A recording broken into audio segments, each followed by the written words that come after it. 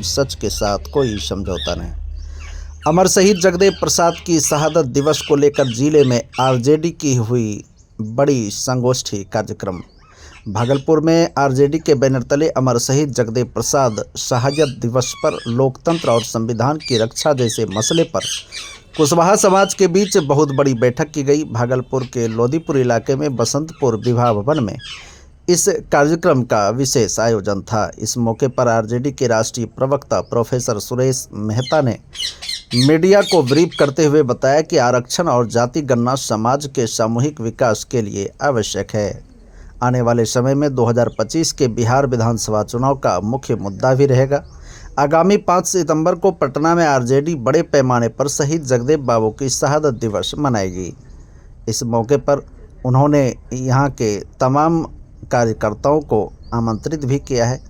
इसी बाबत इलाके के लोगों को आमंत्रित करने भागलपुर वे पहुंचे हैं। लगभग 500 लोगों की जमात में आरजेडी के प्रदेश उपाध्यक्ष इंजीनियर दिवाकर कुशवाहा के अलावा जिलाध्यक्ष चंद्रशेखर यादव समेत कुशवाहा समाज के अन्य गणमान्य लोग भी मौजूद रहे। साफ लिखा हुआ है जो कुशासन की जो नीति और नीयत रही है पिछले 10-12 सालों में नरेंद्र मोदी जी की और माननीय नीतीश कुमार जी की, कोई भी मुद्दा हो, पढ़ाई हो, दवाई हो, कमाई हो, सिंचाई हो, सुनवाई हो, कार्रवाई हो, बिहार के 6 जो डेवलपमेंटल प्लान है माननीय तेजस्वी प्रसाद यादव जी का, इस डेवलपमेंटल प्लान पे और 6 को आप एनालिसिस कर लीजिए, सरकार कहीं धरातल पे दिखती नहीं है।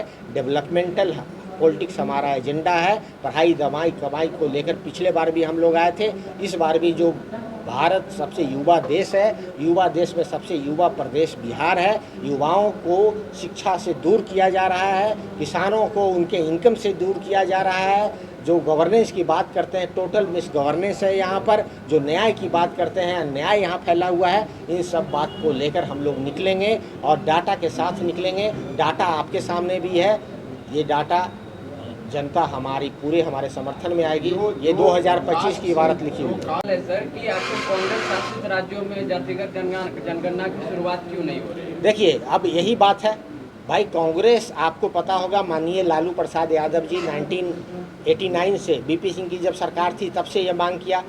सरकार चली गई, देवगौड़ा जी की सरकार आई। देवगौड़ा जी के सरकार में ये इस्टेब्लिश हुआ कि 2001 में जाति जनगणना होगा। देवगौड़ा जी की सरकार चली गई, वाजपेयी जी की सरकार आई, इन्होंने नहीं कराया। लालू जी फिर से 2009 में मुख्यमंत्री बनते हैं, मंत्री बनते हैं यूपीए 1 में।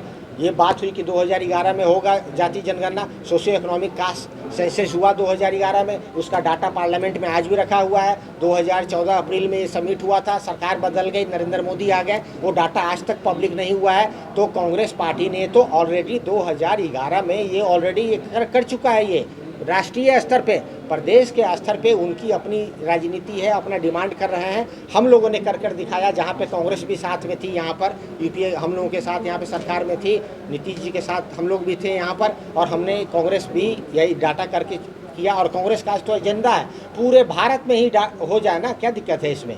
एजेंडा साफ है, ये लोग करना नहीं चाहते हैं, अपनी बीमारी दूसरे पे थोपना चाहते हैं। जिस कांग्रेस की आप नाम ले रहे हैं, 2011 में ऑलरेडी वो सेंसस हो चुका है, उसी को पब्लिश कर दीजिए ना। 2021 का सेंसस अभी 2026 तक अभी चलना है, अभी सेंसस पूरा भी नहीं हुआ है। 26 कॉलम है, एक कॉलम और जोड़ दीजिए उसमें जाति का, हो गया। तो आप क्या इधर से उधर बॉल को डिफ्लेक्ट कर रहे हैं? जाति जनगणना होकर रहेगा। ये माननीय लालू प्रसाद यादव जी का पुराना डिमांड है, तेजस्वी प्रसाद जी ने इसके ऊपर एकदम खूंटा गाड़ रखा। इस तरीके से जगदेव बाबू की बात कहा करते थे, और हमने भी इस बात को दोहराया है कि 100 में 90 शोषित है, 90 भाग हमारा है। हम बात 90% की करते हैं। कुशवाहा टाइटिल हो सकता है, टाइटिल अगर किसी का नाम के पीछे अगर टाइटिल लिखा हुआ है तो हमें ये न मानना चाहिए कि हम जगदेव बाबू का जो व्यक्तित्व है वो बहुत बड़ा व्यक्तित्व है। इसमें हम उनको निकाल कर छोटा नहीं करना चाहते हैं, लेकिन जिस तरफ आप ध्यान अग्रसर करना चाहते हैं, ऐसी कोई बात नहीं है। जिनका नाम लिखा हुआ है उनका ये टाइटल हो सकता है। जगदेव बाबू नहीं है तो फिर आपके पार्टी ने सबसे ज़्यादा कुशवाहा को टिकट दिया, इसको आप ले रहे हैं? देखिए, आप प्रजातांत्रिक व्यवस्था को समझिए। भारतीय जनता पार्टी और नरेंद्र मोदी खुद ही कहते हैं कि मैं जो है पिछड़े का बेटा हूँ और एक्स हूँ, वाई हूँ, जेड हूँ। तो इस तरीके का प्रजातांत्रिक बिहेवियर में जहाँ पर जाति एक अम्ब्रेला है, अम्ब्रेला के तहत इतने लोग रहते हैं और प्रजातंत्र की प्रजातांत्रिकरण में जब तक जो कास्ट सेंसस की जो भी बात होती है जातीय आधार पर ही होती है, तो जब तक आप उनको डिसीजन मेकिंग प्रोसेस में नहीं लाएंगे, और भारतीय जनता पार्टी ने एक सीट भी नहीं दिया जिस जाति की आप नाम ले रहे हैं, और हमारे महागठबंधन ने सीट दिया है, तो इस बात को मुखर से अगर हम लोग कहते हैं तो इसमें किसी को आपत्ति नहीं होगी। आपत्ति उसको होती है जो रिप्रेजेंटेशन देने का नाम तक नहीं हम होता। आपत्ति की बात नहीं करें, हिस्सेदारी बढ़ेगी। एकदम हिस्सेदारी बढ़ेगी। आज देखिए जो पार्लियामेंट में जो हमारी जो सीटें गई हैं बिहार से, यूपीए की जो सीटें गई हैं, उसमें से 2 सीट ऐसी हैं जो हम लोग 7 सीट दिया हम लोगों ने, 2 सीट वहाँ पे हमारा रिप्रेजेंटेशन बढ़ा है। प्रजातांत्रिक बिहेवियर में यही तो है, जो अपनी बातों को सदन तक ले जाने की जो माध्यम है वो इलेक्टेड रिप्रेजेंटेटिव ही देते हैं। अगर आप उनको सीट देते हैं तो हम जीत कर भी दिखाते हैं। तो इस क्रम में हमें लगता है कि ऐसी कोई बात नहीं है।